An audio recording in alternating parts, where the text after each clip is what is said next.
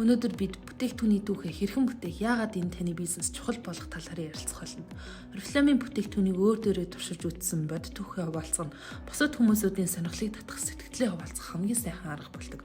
Өнөөдөр бидэнд ямар нэг бүтээгдэхүүний хэрэгцээ байгаа үед бид зар сурталчилгаанд итгэхээс илүүтэйгээр хүмүүсийн сэтгэлийг харж бүтээгдэхүүнээ сонголтоо хийдэг болсон. Хүмүүс зар сурталчилгаа гэхээс илүү хүмүүсийн бодол туршлаганд илүү итгэдэг болсон. Тиймээс таны түүх бол бүтээгдэхүүний хүчирхэг хэрэгсэл юм.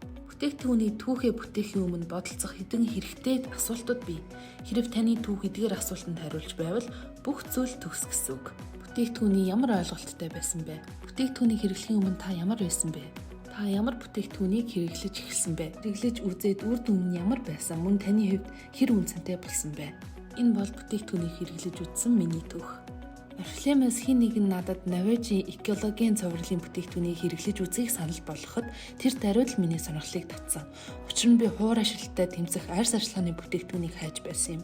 Энэ бүтээгдэхүүн нагшин зуурын үр дүн мэдрүүлж миний арьсыг гайхалтай болгосон.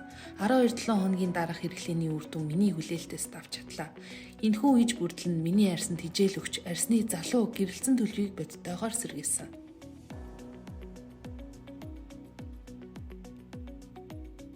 Маш хялбар агааз өөрийн түүхийг бүтээхээс өмнө мөрдвөл зохих хэдэн чухал зөвлөмжийг хүргэе. Түүхээ богино бөгөөд сонирхолтой байлгах дээр анхаараарай. 1 минутаас сэтэрч болохгүй. Танд үнэхээр таалагдсан мөн ярихыг хүссэн нэг бүтээгдэхүүнийг сонгоод хувийн туршлагаа түүх болгоорой.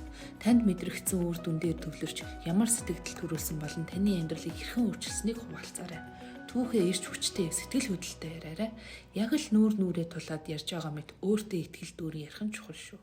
Харин та туршлагаа битгий хэтрүүлж яриарай. Үнэн байх нь маш чухал шүү. Инэлзэн үзүүлэлт болон бодит бос үр дүнд бүү амлалт өгөөрэй. Хит их мэдээлэл өгөхөөс мөн татгалзаарай. Энэ бичлэг дээрх зөвлөмжүүдийг даган өөрийн туршлагаа бичиж, бэлдээд утсандаа бичиж авснаар та нэг ч үйлчлүүлэгчээ алдахгүй.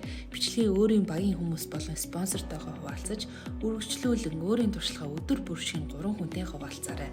Одоо таны өөрийн түүхээ хуваалцах цаг боллоо. Танд амжилт хүсье.